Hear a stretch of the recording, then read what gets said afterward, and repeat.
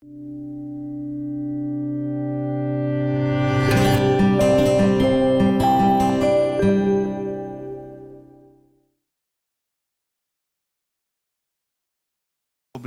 as 7 últimas palavras de Jesus na cruz. Amém? Quero falar sobre o que Jesus fez. Conta primeiro, a gente tem que contar, ó. Esse aqui seria o último momento. A gente entrar na história, no final do capítulo, no final de uma narrativa, que quando Jesus já está chegando ao Calvário, mas temos que fazer uma apresentação aí. Porque o Calvário foi um propósito. O Calvário, a cruz, era um propósito final de uma vida. E ali, Jesus tinha que resumir toda a sua vida naquelas horas. Tinha que ser tudo resumido naquele pequeno espaço de tempo que sobrava para ele, que todo mundo estaria olhando para ele, registrando os inimigos, registrando como um tempo de derrota, como Satanás, como ensina nas suas sinagogas, nas suas igrejas, né, as igrejas satânicas, que ensina que a vitória de foi na cruz. Eles sempre assim, né? Eles tentam inverter a história verdadeira. Mas, quando olhamos para Jesus, nós temos que voltar lá atrás. Porque eu quero chegar também quando você vai entender, no final, por que eu tenho que recapitular. Em Gênesis 3, 15 ou 16, ouvimos uma menção a respeito de Jesus, mas que naquele momento ninguém entendeu. Quando Adão cai, peca, e Deus fala que do ventre da mulher sairá um que pisará na cabeça da serpente. Ela morderá o seu calcanhar, mas ele pisará na cabeça dela. Então, quando nós olhamos para frente, nós vamos entender que ele estava falando de Jesus. Que viria de uma mulher, mas pisaria na cabeça da serpente como ato final de todo um enredo, como começou pela queda do homem, como terminaria com a vitória de Jesus na cruz do Calvário. Mas, às vezes, não atentamos ao pequeno detalhe que a serpente morderia o calcanhar de Jesus. Isso simboliza as feridas, simboliza dores que vamos sofrer, simboliza que, a despeito da vitória, ele não sairia impune, ele não sairia intocado, ele não sairia sem ser ferido, sangrado ou machucado. E por muitas vezes nós imaginamos que a nossa caminhada vai ser assim, que se prega o evangelho, que tudo vai bem, que suas finanças não terão problema, que nada, nenhuma tempestade virá, que a guerra vai acontecer, vai ter uma crise econômica mundial, que tudo vai ficar mais caro, que pode ser atacado o Japão, mas você não vai ser atingido, você não precisa fazer economia, você não precisa ter guarda, você não precisa nada, porque você está em Cristo. Não é isso que a Bíblia ensina. A Bíblia ensina que nós temos que ser prudentes, né? Prudentes e espertos. Temos que estar atentos, manso como uma pomba, mas arisco como uma serpente. Então, começam a já apontar um caminho da cruz, um caminho de Jesus, que seria, desde o começo da história, lá em Gênesis 3, Deus já aponta Jesus. Então, começamos a ver uma história de alguém predestinado, alguém escolhido, que depois vamos a caminhar em... que foram muitas profecias a respeito de Jesus, eu não posso nem citá-las, que são mais de 300 profecias, apontava para Jesus. Mas Isaías, há 750 anos antes do nascimento de Cristo, no capítulo 7, versículo 14, ele vai dizer que a virgem conceberá. Por isso o Senhor mesmo dará a vocês um sinal: eis que a virgem ficará grávida e dará à luz um filho e os chamará Emanuel. Então, muito obrigado. Então, 750 anos antes de Jesus vir à terra, Isaías já estava falando, dizendo a sua chegada, dizendo o seu caminho, dizendo que ele estaria no meio de nós. Aí, por que eu estou recapitulando? Porque quero que você entenda o planejamento, o plano de Deus. Nada em Deus é por acaso. Nada em Deus é coincidência. Nada em Deus é um acaso da natureza. Então você tem que entender essa soberania de Deus, que você não nasceu na casa errada, você não teve o pai errado, você não teve a mãe errada, você não foi um espermatozoide que encontrou um óvulo por acaso numa noite fortuita, não foi uma falha da tabelinha, não foi uma má escolha. Você é um projeto de Deus. Você é um sonho de Deus na terra. Nós temos que entender isso. Nós temos que entender e aceitar a soberania de Deus em nossa vida. Ah, mas apóstolo, por que eu vivo essa vida amargurada? Por que eu tive que passar tudo isso? Por que eu perdi pai? Por que eu perdi mãe? Por que eu tenho esse pai? Por que eu tenho essa mãe? Por que eu tenho esse irmão? Por que eu vivo desse jeito? Por que eu fui abandonada? Por que eu fui rejeitado? Por quê? Por quê? Por quê? E começamos a crescendo, vivemos, ficamos adultos, envelhecemos, sofrendo com nós mesmos, com esses porquês da vida. Há uma ferida, recordação amarga, né? Por que meus irmãos me deixaram? Por que meus irmãos me abandonaram? Por quê? Por que não me entenderam? Por que não me aceitaram? A gente vivendo, por que Deus? Por que Deus? Por que Deus? Por que Deus? Por que Deus? Quando? O que Deus? Quando a pergunta é, o que Deus? O que eu tinha que aprender? O que eu tenho que melhorar? O que me serve isso? Para que serve tudo isso que eu estou passando? Para que serve tudo isso? Eu sei que tudo que o Senhor faz tem um motivo. Porque eu sei que tudo que eu passei tem um propósito. Porque se eu sei que eu passei dor, eu sei que hoje eu sou mais forte na dor. Para quê? Para que serve? Para que serve, Senhor? Como posso ser útil? Como eu posso ajudar? Como eu posso resolver as questões as minhas questões da vida? Me ensina. Às vezes a gente só muda a pergunta que a nossa vida muda. Estamos vivendo com porquê, porquê, porquê, porquê. Porque você precisa matar os porquê, porque tem a ver com a carne, irmão. Porque tem a ver com a sua fraqueza espiritual. Porque você não reage, porque você não quer cura, porque você não quer ser restaurado, porque você não quer viver o melhor de Deus, porque você não confia em Deus, porque você vai continuar vivendo dessa maneira. E até hoje, você não conseguiu as respostas do porquê. Mas eu vou te dar uma grande esperança. Todos os porquês da sua vida não serão respondidos. Diga amém, diga aleluia. Porque o porquê é você. Porque você é o porquê. Que precisa ser mudado. Não é o seu porquê que vai encostar Deus na parede, meu irmão. Seu recado é você que quebra antes.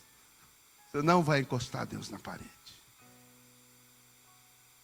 É o dia que você falar, diga, Senhor, diga que o seu servo ouve.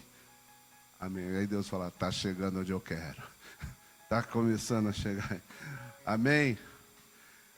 Então vamos entendendo que Jesus foi um projeto de Deus estruturado, preparado para chegar no grande dia, para um grande propósito, um grande projeto de Deus. E ele é concebido. E ele vem, o Espírito Santo vem à terra, põe a semente do Espírito em Maria, e ela gera um varão. E ela gera esse homem. O único homem nascido na terra sem a essência do pecado. Porque todos nós somos pecadores. E nenhum de nós poderia cumprir o que Jesus cumpriu, não por falta de unção, não por falta de poder, mas porque o pecado já habita em nós. E Jesus era o único que poderia vir, puro, santo, íntegro, como homem, sem a raiz do pecado em si. Amém? Então, às vezes eu fico vendo lá no nosso serviço, às vezes tem as guerras lá entre as facções, né? Dentro da empresa. E não tem como, irmão, a mente da gente peca. Aí eu no jejum, eu tive que colocar uns 3 nomes da lista, porque Deusinha falava assim, ore pelos seus inimigos. Abençoa seus inimigos, porque que bom há em você, ou que bem há em você, ou fazer o bem para quem te faz o bem. Então, e esses jejum vai mexendo com a gente, né? E quando a gente se dá conta, a gente já está envolvido, amém? Por quê? Porque a semente do pecado habita em nós, mesmo que sabemos que é errado fazer ou falar, nós falamos e fazemos, não é verdade? E lá no escondidinho da gente, a gente deseja algumas coisas que não podemos confessar, né? Mesmo que a gente lute com a gente, não é verdade? Então são essas essências. Então isso habita em nós. Por mais que não queremos, por mais falar eu sou cristão, eu não posso desejar isso, mas vem aquele desejozinho e a gente precisa estar lutando contra ele. Que não pode é deixar eles nos dominar, amém? Pensar, vai fazer o quê? Né? Acontece, mas não podemos dar asa a ele.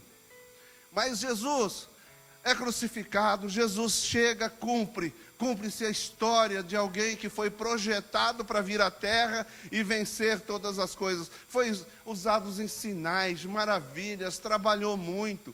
Quando vemos lá, eu lembro de uma pregação que eu fiz, que uma hora ele estava em Tiro, depois ele foi a outro lugar e chegou lá em Cafarnaum. Aí fomos fazer a conta, dava quase 300 quilômetros, ida e volta, que ele estava lá, foi a Tiro, voltou. E aí só nessa caminhada foi 320 quilômetros a pé, irmão. Eu nunca fiz isso na minha vida. O Tadeu falou que ficou 1h30 na academia, deve ter andado lá uns 2 quilômetros de esteira, né? Não, ontem eu comecei a ouvir uma pregação. E o sujeito começou a dizer que de onde Jesus foi julgado até o Calvário dava 3 quilômetros.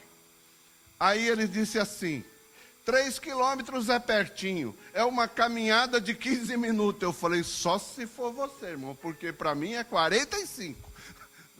3 quilômetros em 15 minutos, só se o cara correr maratona, porque não faz. Eu falei, eu sei a medida na esteira. Eu falei, esse cara não estudou direito para pregar. Se ele estudasse, ele não falaria um negócio desse. Ou nunca andou, né? Porque não é possível. Eu falei, não, essa pregação já começou mal. O sujeito já veio com o número errado, né? Então, por isso que é bom estudar, para você não passar vergonha, viu, irmão? Porque eu sei que eu faço 5 quilômetros em 1 hora, né? Então, é difícil. Então, e aí Jesus chega na cruz, mas ele teve que viver até chegar ali. Ele trabalhou muito, ele andou muito, ele pregou muito. Não sabemos o quantas pregações, quantas reuniões ele fez, mas João nos dá uma dica, que se fizessem livros para contar todos os milagres que Jesus fez, não haveria livros na terra que coubesse todos os milagres que ele fez. Então começamos a imaginar que o que a Bíblia conta são os relatos mais fortes ou mais marcantes, mas na caminhada dele, né, coisas extremamente sobrenaturais. A gente vê aqui um pregador que é usado por Deus, nem menos, nem mais, mas a gente vê, você pega um Davi Fejoli, você pega o Casagrande, você vai ver os vídeos dele, aparece um lá de 5 anos atrás, lá na Argentina, né? Pega um do Fejoli, ali uma mulher foi curada, não sei aonde, no Japão, de 3 anos atrás. A gente sabe que é muito, cada reunião acontecem coisas.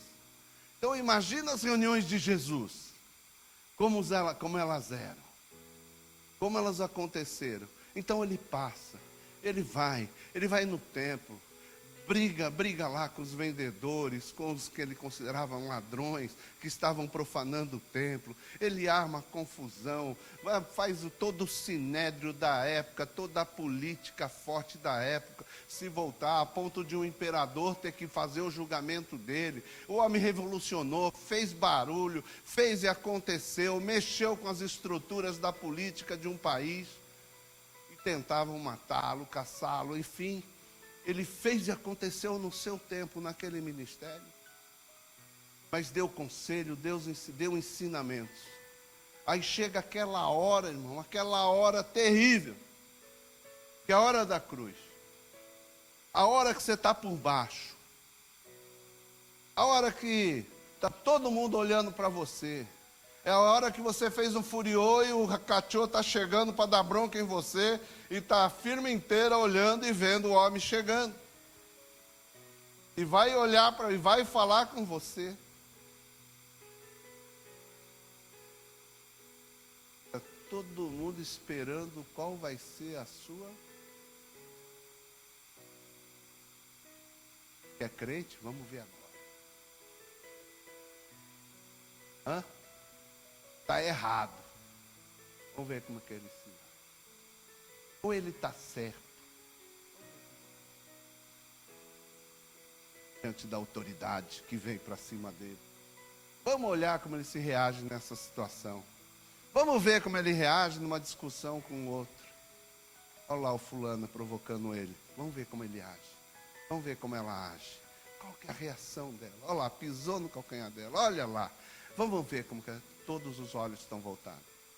Imagina Jesus como é que está. Todo mundo ali olhando para ele. Jogando coisas nele. Você não é Deus? Livra-te da cruz. Desce daí. Você não falou que era filho de Deus? Desce daí. Cadê seu Deus? Irmão, vou falar o que talvez sairia da minha boca. Eu sou santo, mas eu imagino a sua. É brincadeira, irmão. Mas fica imaginando a situação por muito menos o que a gente faz. Não é não? Não é, missionário? Quando alguém dá um tapa na mão da gente, sobe nas tamancas, fica desse tamanho, vermelho, né? Pacaiaró já tira nós dessa manca, irmão. Né? Caidimbacá. Agora não. Eu sou crente, mas não sou tonto, não. Desceu da cruz. Tira os pregos daqui que eu vou pegar esse cara. Né? Na prova, irmão. Cruz é o exemplo.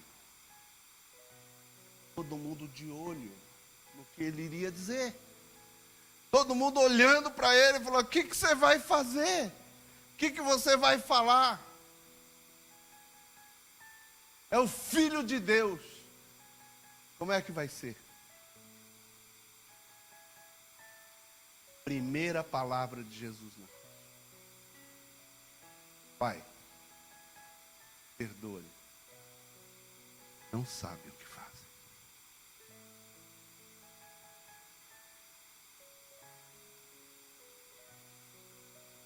Eu já preguei sobre, eu não vou aprofundar no perdão, que é uma pregação muito específica e muito. Mas o segredo da vida. Não. Lembra de alguém que você tem muita raiva e você não consegue perdoar? Lembra aí. Começa a visualizar essa pessoa hoje. Visualiza ela. Fecha seus olhinhos e lembra dela. Uma ofensa assim, que te humilhou, que te ofendeu. Visualiza ele. Que te abandonou, que te traiu, que te enganou. Visualiza ele. Faz assim com a mão, quem conseguiu ver. Faz assim com a mão. Agora, o que você sentiu? Quem sentiu a coisa ruim? A ira vindo, a mágoa, o sentimento. É isso que a falta de perdão faz. Faz um mal desgramado para você. Porque o fulano, a pessoa que te feriu está lá, de boa. Nem pensa, nem sabe que você existe. Quem sofre, quem não perdoa. Então, é aquele ditado.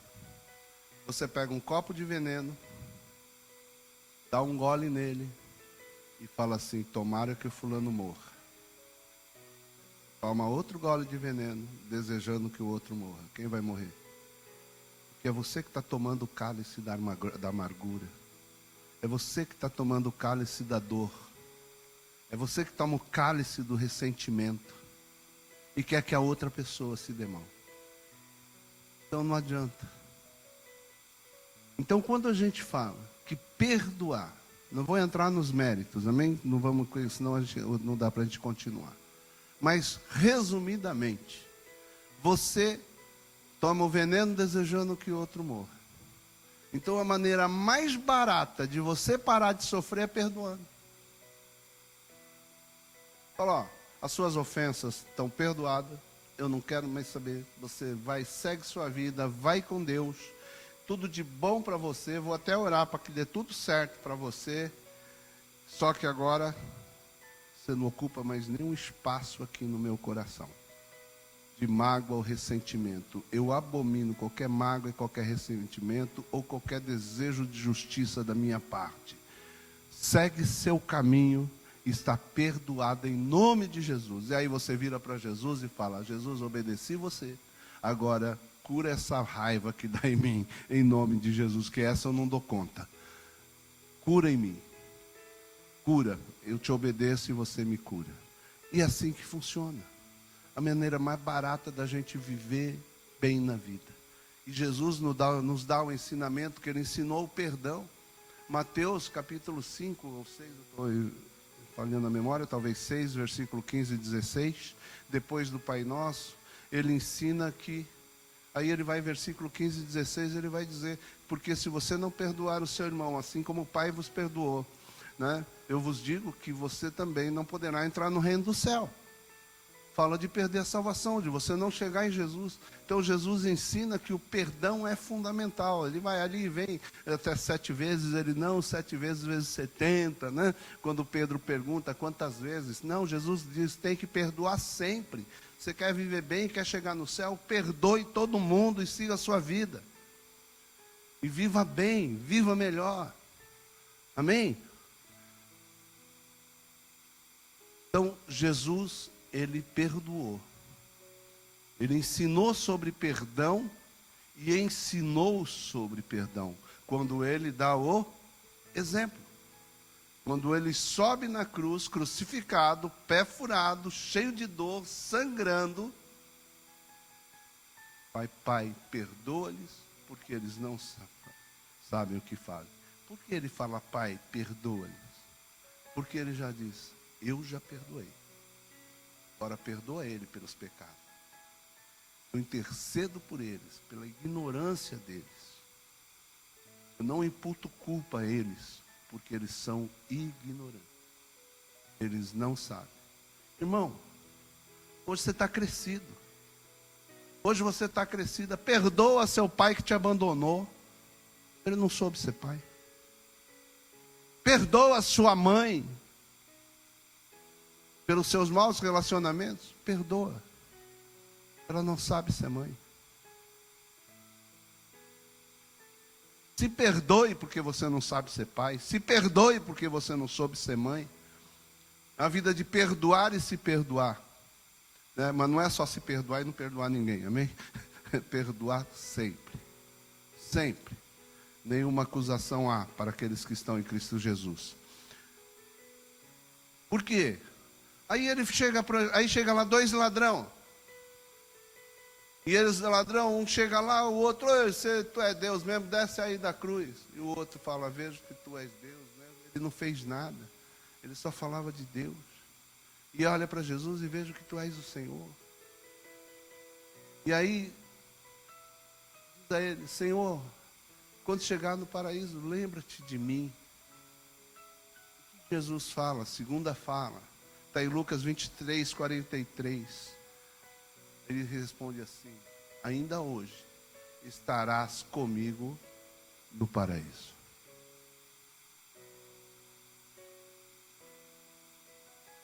O que ele está dizendo aqui, quando ele afirma, faz uma afirmação dessa, que ele fala, eu sou o caminho, a verdade e a vida, e ninguém vai ao Pai a não ser por mim. Você veio a mim, você chegou a mim, e eu sou o caminho. Hoje você estará salvo. Hoje você estará comigo. Qual que é o princípio, irmão? Reconhecer Jesus como Senhor e Salvador da sua vida e arrepender dos seus pecados. O ladrão confessa que ele era ladrão. Reconhece que ele era ladrão e fala, e eu mereço estar aqui pelo que eu fiz. É um reconhecimento. Porque muita gente não reconhece nada. Quer que seja Jesus Senhor da sua vida, mas não reconhece sua malignidade, não reconhece seus pecados, não reconhece que precisa mudança, não reconhece nada. Não, irmão, não é assim. Arrependei-vos e convertei-vos, chegai-vos a mim. Parte pelo caminho do arrependimento. Amém? Caminho rápido, via rápida. Jesus na veia, né? Jesus é o caminho, é a salvação. Aí vão falar, mas nem batizou. Mas cumpriu o requisito, arrependeu. E chegou ao Pai. Arrependeu-se e chegou ao Pai. Ah, você está dizendo que o batismo não é? Não, Jesus coloca que precisa se cumprir a lei. Mas ele não está dizendo que o batismo que salva. Ok? Está dizendo que é o batismo que salva. Faz que você tem que cumprir. É como a Santa Ceia. É o memorial em memória de mim. Para vocês celebrarem sempre o que eu estou fazendo, ou o que eu vou fazer, que eu vou subir para a cruz, que eu vou morrer, que você vai ter meu sangue, que você vai comer da minha carne. São memoriais que ele fez. Amém? E o batismo é antes de Jesus, que ele diz que é para que se cumpra todas as coisas. Amém? Mas o importante, para que a nossa vida mude, porque tem gente que, né, o batismo vai simbolizar a imersão, vai simbolizar a morte, tem gente que não morreu, continua vivendo o velho homem, e não quer que o velho morra. Pior é isso, né? Continua sendo velho e querendo viver o velho homem, quando a gente, na verdade, a gente tem que desejar a morte desse velho homem todos os dias da nossa vida. A gente tem que se batizar todos os dias. Empurrar ele para debaixo d'água até um dia que ele não suba mais. Que suba só um novo homem. Essa é a nossa luta diária. É um ato. O que é o batismo? Um ato profético. Então não é um ato consumado. É profético. É que vai ser. É que vai acontecer. Está acontecendo no espiritual, mas precisa acontecer no natural. Porque o ato profético é espiritual, não é natural. Não morreu o homem natural naquela hora. Não morreu, mas vai morrer. A ideia é que morra, porque é profético. Amém? Então, a terceira palavra de Jesus. mulher, eis aí teu filho. Pega Maria, mãe de Jesus. Andou dele, andou com ele. Eu acho tremendo, que eu também já fiz um estudo, que quando todas as coisas que aconteciam com Jesus, Maria olhava e guardava no seu coração. Maria olhava e guardava no seu coração. Não é? Os capítulos da vida, quem é mãe sabe, quem é pai sabe. Olha os capítulos da vida dos seus filhos e guarda no coração. Fala, essa menina vai ser isso, esse menino vai ser isso. Não é? Porque começa a olhar. Que Maria ficava, ele realmente é filho de Deus. Ele realmente é diferente. Esse menino é demais. Esse menino faz coisa que ninguém faz. Esse menino fala coisa que ninguém fala. Né? E ela olhava e guardava aquilo no coração. Porque antes mesmo do ministério de Jesus começar, o que ela vai lá? Mãe, fala, filho, resolve o problema aí, só tem o vinho, acabou. Sabia. Jesus era capaz de fazer. Ela sabia que Jesus realmente era o Filho de Deus. Ela tinha convicção. Que mãe que pede para o filho transformar água em vinho, irmão? Mãe que vai lá falar, acabou o vinho, resolve a bucha aí. Dá vinho para a turma. Não. Nem minha mãe, que acredita muito em mim, fala um negócio desse. Né? Mas, irmão, então ele era diferente. Ele cresceu diferente. Era família. Laço, mãe, filho. Família. Jesus era família. Nem na cruz, ele esqueceu de deixar a mãe dele guardada. Na hora da dor, na hora do sofrimento. Ei, Jesus, pensa aí. Ser lascado, condenado, apanhando, sofrendo. Ele falou, e a sua mãe, como é que vai ficar?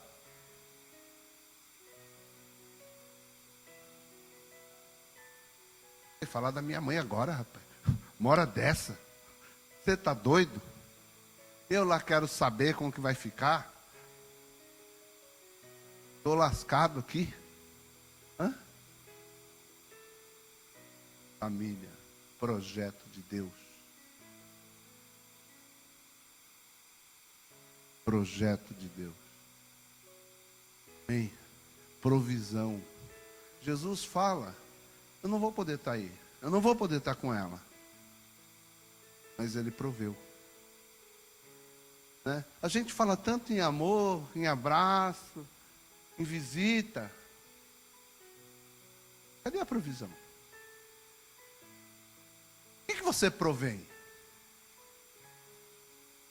Tem gente que vai visitar pai e só suga, né?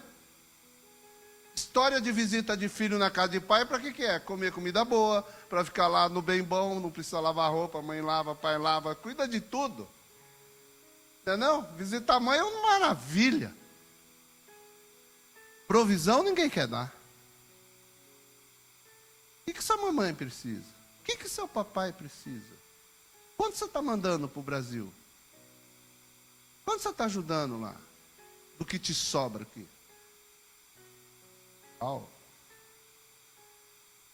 Hã?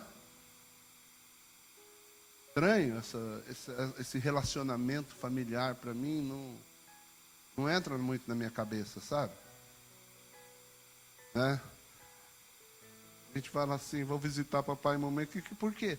Para dar alegria na vida deles me verem. Para deixar eles felizes, né? Prova todo mês que você não esquece deles. Faz isso, você vai viver bem melhor. Provisão, Jesus não abandonou a mãe. Jesus não abandonou o pai. Bom, 10 mil ien já ajuda bastante, viu? 10 já ajuda bastante. Resolve muita coisa lá. Mulher, mesmo na dor, Jesus honra sua mãe. Cuida da família até o fim. Amém? Família é daqui para baixo, para cima. Certo? Quando a gente casa, vai cuidar, constrói a nossa família. Mas a Bíblia também diz que honre pai e mãe para que tudo lhe corra bem. Amém? E que aumente os seus dias na terra. Então Deus, quarta palavra. Deus, por que me desamparaste? Essa é aquela frase, ai meu Deus do céu. Eli, Eli, lama sabachthani. Eli, Eli, lama sabachthani. Aí eles dizem, olha, ele está chamando Eli, o profeta. E ele não, ele estava falando em aramaico. Eli, Eli, lama sabachthani. Deus meu, por que me desamparaste? Olha lá, está murmurando. Chegou na cruz, vai murmurar. Não é? Irmão, por isso que a gente tem que estudar. Porque às vezes a gente olha para a frase em si, a gente fala, aí, está se lamentando, achando que Deus abandonou ele. Jesus estava pregando. Jesus estava dizendo, ouça o que eu estou dizendo. Salmo 22 começa, Eli, Eli, lama sabachthani. Põe aí para mim, Salmo 22, versículo 1. É outra pregação, estou fazendo um apanhado. Deus meu, por que me desamparaste? Uau! Jesus não estava chorando, não estava se lamentando, não estava reclamando de Deus. Quer ver? Porque ele está dizendo, olha, a profecia se cumpre. Porque se acham longe da minha salvação as palavras do meu bramido? Continua, vamos ler o salmo. Deus meu, clamo de dia e não me responde, também de noite, porém não tenho sossego. Contudo, tu és santo, entronizado entre os louvores de Israel. Nossos pais confiaram em ti, confiaste e os livraste. A ti clamaram e se livraram, confiaram em ti e não foram confundidos. Mas eu sou verme, não homem, o pobre dos homens e desprezado do povo. Olha aí. Então, esse é o salmo que fala de Cristo. Segue. Todos os que me veem zombam de mim, afrouxam o lábio e me nemeiam a cabeça. Tá bom, só para vocês entenderem o que Jesus estava dizendo. Ele deu só a entrada do salmo. Agora você procura, estuda nas escrituras que você vai descobrir de quem eu estou falando. Do que eu estou falando. Estou murmurando. Os cegos vão achar que eu murmurei. Os com o espírito ligado em Deus vão entender que eu estou dizendo, eu sou desse que Davi estava falando. Eu sou esse que Davi estava profetizando. Eu sou esse que está aqui desprezado, zombado, ignorado pelo povo. É aqui se cumpre mais uma em mim. O homem é forte, não é verdade? Fala para nós. O homem é fora de série. O homem é tremendo. Na dor ainda ele prega, ainda ele ensina, ainda ele recita versículos, ainda ele recita, né? Nem versículo é que naquele tempo não tinha, mas ele recita um salmo de Davi, profetizando a vinda dele. Tremendo demais. Tremendo demais. Bem, tenho sede. Quinta palavra. João 19, 28. Quando ele pede, tenho sede, e dão a ele vinagre.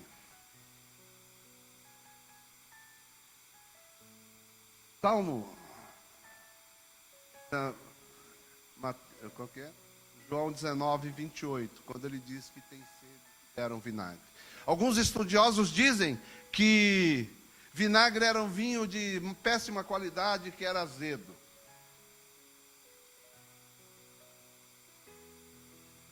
Então, vendo Jesus que tudo já estava consumado para se cumprir a Escritura, disse, tenho sede. Salmo 69, 21. Põe aí para a gente. Salmo 69, 21.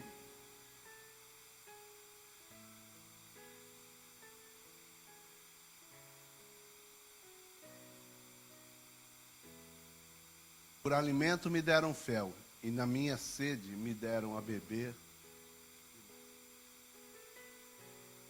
Mas esse tenho sede, ele fez para que se cumprisse realmente mais uma das suas. Para se cumprisse essa, que dariam vinagre para ele beber. Mas mostra a humanidade de Jesus. Jesus era homem. Jesus, como Jesus na terra, ele não era Deus, ele era homem.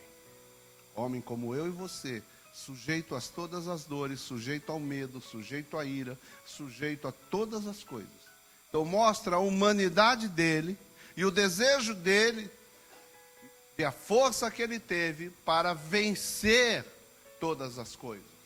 Os insultos, as mágoas, e não dar resposta.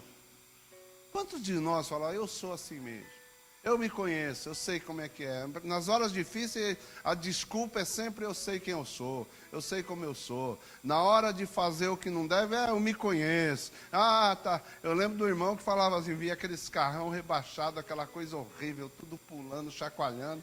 E vinha aquela desgraça, aquela chaleira ambulante, né? Com as rodas assim, tudo torta, né? Vinha lá aquela chaleirona ambulante, o irmão falou, mas pastor, quase comprei. Eu me conheço, eu não posso ver, pastor. Eu não posso ver, pastor. Meu Deus, eu me conheço. Você não te conhece nada, cabra bom, né?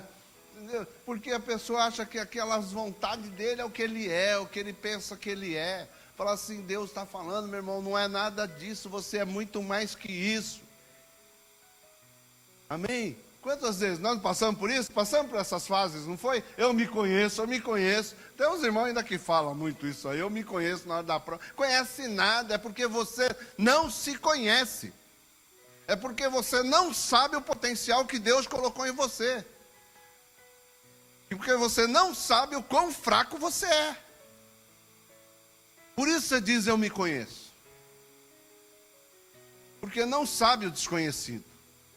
Não sabe os limites, não sabe o novo, se contenta com aquilo que você sabe, e se vive nesse universozinho ridículo e medíocre, quando Deus quer ampliar de uma forma tremenda, sobrenatural. Amém? Aí, temos que entender, porque necessitamos vencer as fraquezas. Somos fracos. Somos limitados, temos que criar músculo, temos que crescer, oração, jejum, célula, igreja, ganhar vidas, fazer coisas que vão te criar músculos, outros músculos. Né? O irmão foi para a academia ontem, começou já, né? 1h30, criou músculo, né? Desse tamanhozinho, mas cria, né? Vai devagarinho. Na hora que menos espera, começa. A transformação é pequena, ela é interna. Mas o que faz isso? É a frequência, é a continuidade, é a rotina, é a perseverança, é a insistência. Não é verdade? Você vai criar músculo espiritual como? Insistindo, perseverando, fazendo todos os dias a mesma coisa, repetindo monotamente, porque músculo se cria de maneira monótona. Coisa chata é academia. Fica lá pedalando sem sair do lugar 1 hora. Fica lá andando sem sair. Por que a turma põe aquele telão para você ficar distraindo, vendo coisa lá? Porque você ficar fazendo aquilo lá 1 hora sem sair do lugar, olhando para a parede, né? Levanta a perna, baixa a perna, levanta a perna, baixa a perna, né? Não tem ninguém nem para bater palma. Por isso que tem personal trainer, que pelo menos o cara vai, né? Fica ali falando com você, aí você motiva, né? Fica lá, mas sozinho é um negócio terrível. Então, mas é isso que cria músculo. Então, no dia a dia, a oração também, não tem ninguém ali, mais 5 minutos, falta 5 minutos, né? Olha lá, falta 10 horas para o seu jejum acabar. Vamos nessa, campeão, você vai vencer. Não tem, irmão, é você criando músculo, gerando força nova. Amém? Porque precisamos vencer a nossa humanidade, a nossa fraqueza, a nossa carne, porque somos homens e Jesus venceu isso sempre. Amém? Você vai procurar, quando você vai lá assim, como era costume de Jesus, como era o seu costume, você vai ver que quando fala de Jesus e que ele fazia as coisas como era seu costume, você vai ver que era sempre orar. Está na Bíblia, que era costume. Não vou dar mais, agora vocês têm que aprender a procurar. Bem, que aí você vai lá e você vai entender o que Jesus fazia. Orava. Então, aí colocam na boca dele o fel. Aí vamos seguir essa leitura.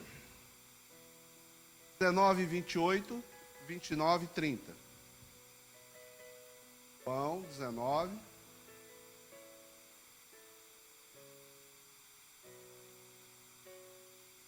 Não caiu nenhuma vez a transmissão? Bom, hein?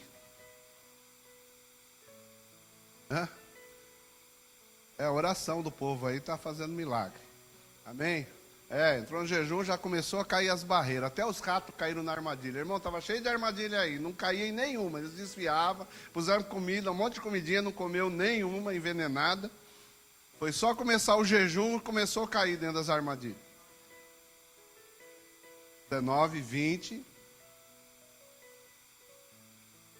20 não. 28.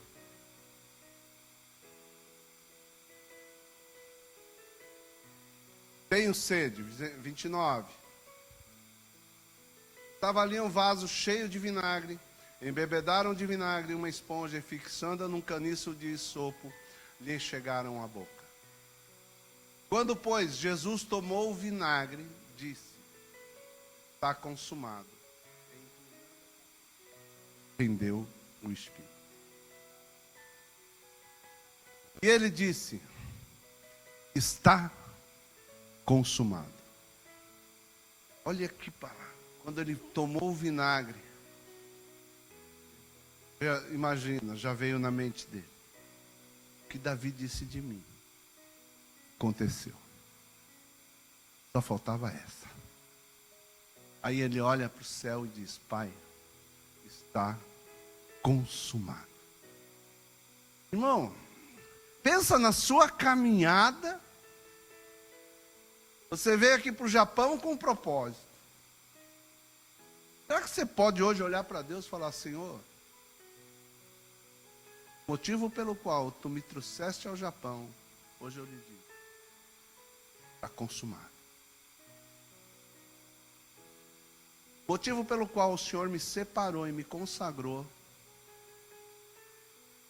está consumado.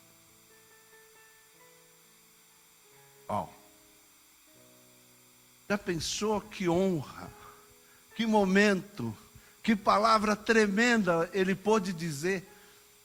O projeto que o Senhor construiu há 4.000 anos atrás aproximadamente, quando o Senhor falou que eu pisaria na cabeça da serpente, que eu viria como Deus na terra, cheio do seu Espírito, que eu iria pagar pelo pecado do mundo, que o meu sangue seria derramado numa cruz, que eu seria crucificado, e que eu venceria Satanás e tiraria o pecado do mundo, abriria as portas do céu para a salvação através do meu nome, através do arrependimento. Esse projeto que o Senhor criou, um projeto doido, um projeto incomum, que nenhum homem na terra poderia cumprir, eu cumpri. Senhor, missão dada, missão cumprida. Senhor, missão dada, missão cumprida. O que o Senhor falou, eu fiz. Está consumado. Essa palavra no grego é tetelestai. O pregador velho já conhece. Tetelestai. Está consumado. Essa palavra no grego. Aí ela tem várias definições. Ela está aqui, vou até ler porque eu tive que escrever, que é muita coisa. Então, é no tempo perfeito do indicativo, indicação concluída no passado, com efeitos contínuos no presente. Tetelestai, está feito. E o que eu fiz vai continuar. Isso que eu fiz resolve o problema para sempre. Sabe? Como é que está lá o problema do vazamento da pia lá, irmão Rodrigo? Está consertado. Você está entendendo? Está consertado. E o problema da lâmpada lá do quarto, irmão, está resolvido, pastor. É desse jeito que Jesus falou. Resolveu. Não vai piscar, não vai falhar, não vai nada. Resolvi. Daqui para frente, a luz está funcionando. Daqui para frente, a goteira não acontece mais. Acabou, está consertado. Está resolvido. É nesse naipe do que Jesus está falando. Às vezes a gente falava, está consumado. Está consumado. Não, está consumado, mano. É um brado, está entendendo? É um brado, está consumado, consumido, resolvido, acabado. Então, ele é usado, olha aqui, num compromisso comercial, diz assim: quando uma dívida era quitada, escrevia-se tetelestai. No recibo, o que a gente faz? Né? Vou lá, comprei um carro fiado para o irmão Mauro. Né? Aí chego lá, pago a última. Vai dar o recibo, documento do carro aí, o recibo, tudo para mim. Aí você vai meter um recibo lá, vai meter o que no carimbo? Pago. Confirmado. Está pago. Quitado. Não tem dívida. Foi encerrado. Não me deve nada. Pago. Tetelestai. Puf. Tetelestai. Puf. Foi dado um tetelestai para a dívida da humanidade, no ato espiritual. Então, irmão, não existe acusação de Satanás, ele está todo dia nos acusando, mas você tem a sua dívida paga. A dívida foi paga na cruz do Calvário, tetelestai. Satanás está vindo perturbar minha família, minha casa, tá... Toma posse do recibo, o tetelestai para o diabo. Está pago. Está consumado, está resolvido. Você não tem direito na minha vida, Satanás. Está pago, está resolvido, está consumado. Olha o que ele fez na cruz do Calvário. Então, quando ele diz está consumado, fecha a história aí. No judicial, após o cumprimento de uma pena, o documento no judicial era carimbado com tetelestai. Justiça feita. Pô. Pagou? Você pagou? Quanto tempo você roubou? 2 anos de cadeia. Ó, deu os 2 anos, vou sair. Tetelestai. Pena cumprida. Tudo consumado. Tudo resolvido. Você não deve mais nada. Na justiça dos homens, na justiça de Deus, você não deve nada. Tetelestai. Judicialmente era usado também essa mesma palavra. Então, quando Jesus diz, está consumado, ele está dizendo lá, tetelestai. Encerrou. Pago. Resolvido. Consumado. Acabou. Tudo cumprido. Tudo resolvido. Não tem mais argumento. Missão dada, missão cumprida. Cumpri, Pai. Venci. Pisei na cabeça. Na questão militar, ao cumprir uma missão, o soldado dizia: missão cumprida. Tetelestai. E aí, soldado, como foi lá a incursão na batalha? Tetelestai. Tetelestai, major. Tetelestai, capitão. Tetelestai. Resolvido. Assumido. Feito.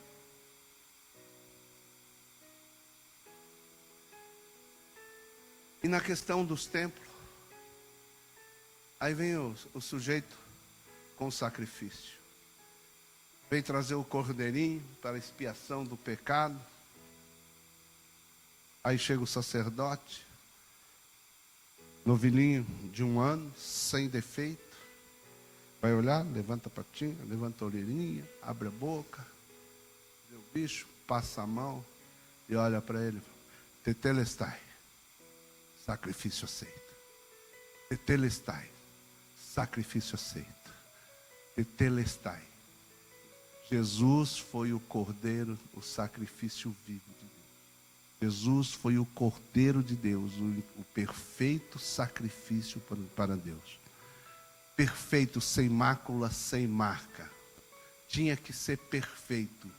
Então, quando ele chega e cumpre, e Deus olha para Jesus também, olhou o sacrifício dele, ele falou: sim, filho, tetelestai.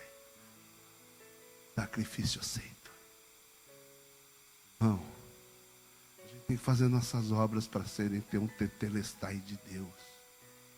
Nós precisamos do tetelestai de Deus. A nossa vida precisa ter o tetelestai de Deus. Nós precisamos desse carimbo, nós precisamos dessa aprovação. Nós não queremos fazer sacrifício de tolo. Nós queremos fazer sacrifícios que agradem a Deus. Bem, como o dia de ontem. Não foi por mim, mas pelo reino. É o que nós vamos fazer. Sacrifícios pelo reino serem cumpridos, né? Parece que a turma fala: o apóstolo não veio, né? O apóstolo não está aí. Quando ele está, ele põe em ordem no negócio. Não, irmão, não tem isso não. Não existe isso. Vocês são a ordem, vocês são o comando, vocês são solução. Porque estamos falando de que homens e mulheres que estão aqui se doando, ofertando sacrifício vivo. E eu não aprovo e nem reprovo ninguém. Quem aprova é o Pai. Vai olhar para você e falar: tetelestai. Sacrifício aceito. Sacrifício resolvido. Satanás, você pega suas moscas, Beelzebul, e dá de ré daqui, em nome de Jesus.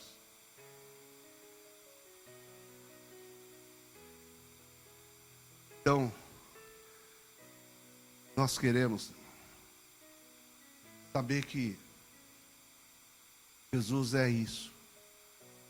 Cumpriu todas as coisas. E quando ele chega no final, ele diz: Pai, a ti entrego o meu espírito. Ou Pai, em João, no livro de João ele vai dizer: a ti eu rendo o meu espírito. Essa palavra no grego também tem um significado muito forte.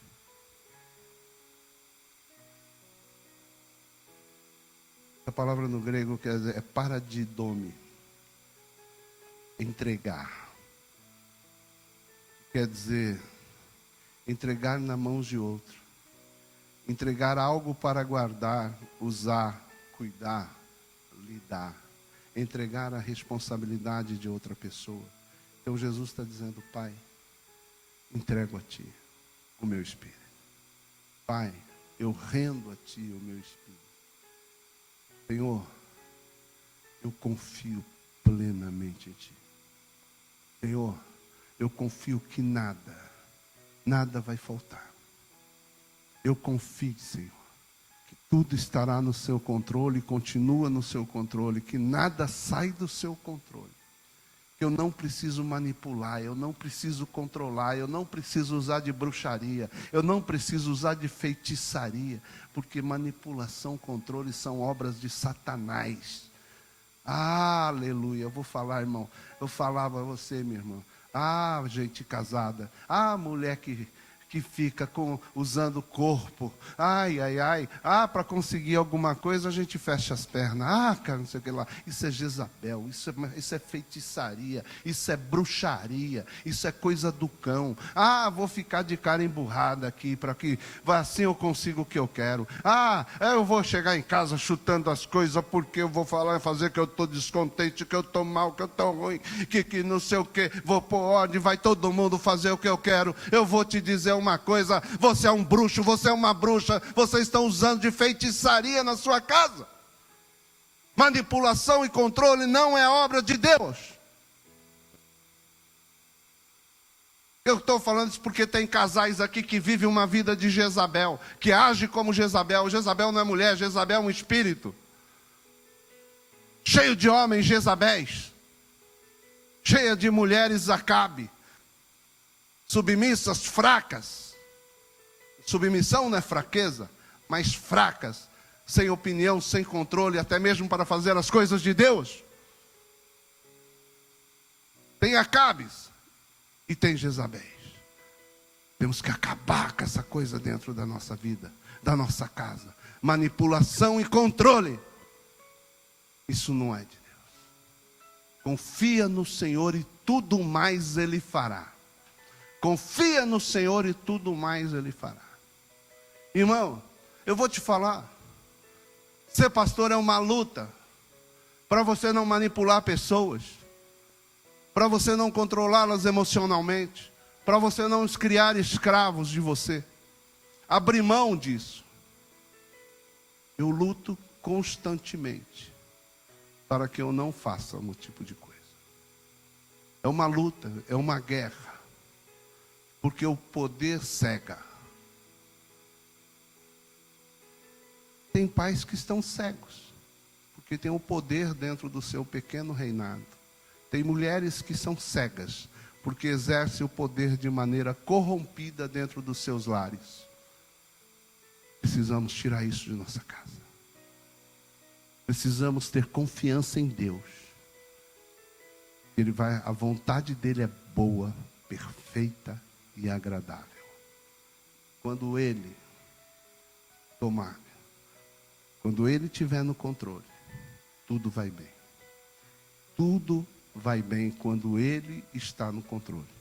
E as coisas vão crescer, ampliar, melhorar. É isso que eu quero para a vida de vocês. Mas eu quero, acima de tudo, que vocês sejam homens e mulheres que sigam princípios. Princípios. Amém? Porque se você quebra princípios, eles te quebrarão. Se você não é fiel com Deus, Deus não tem compromisso nenhum em ser fiel com você. Não cobre fidelidade de Deus se você não é fiel com Ele. Porque são princípios em todas as áreas. Então, Deus não vai... Não. Deus é Deus. Não é você que dita regras para Deus. Só que tem uma diferença. Deus não é Deus que você chega, você pisa torto, Ele te corrige. Deus não é assim. Ele dá oportunidades para você voltar ao caminho certo. E Ele deixa você andar errado o quanto você quiser. Ele vai te dando oportunidades. Porque as suas próprias ações vão te levar à sua destruição. Porque Ele está olhando lá de cima e vendo. Você está indo para a destruição e não está vendo. Você está indo para a destruição e não está vendo. Você não segue o caminho dele, a mão dele, deixa com a mão dele aqui. Pode ter luta, pode ter o que for. Mas Ele é contigo. Ele é contigo. E quando você escolhe caminhar, fala, não, em tudo Deus eu te sirvo aqui, mas só que nessa área eu vou correr por aqui. Então também nessa área você está por sua conta. Quando nessa área der ruim, não olha para mim. Não olha para mim. E aí a gente tem esse problema, não é verdade? Então, a gente tem que crer em todas as coisas. Jesus, na pior hora do ser humano, Ele diz, a ti eu entrego o meu espírito.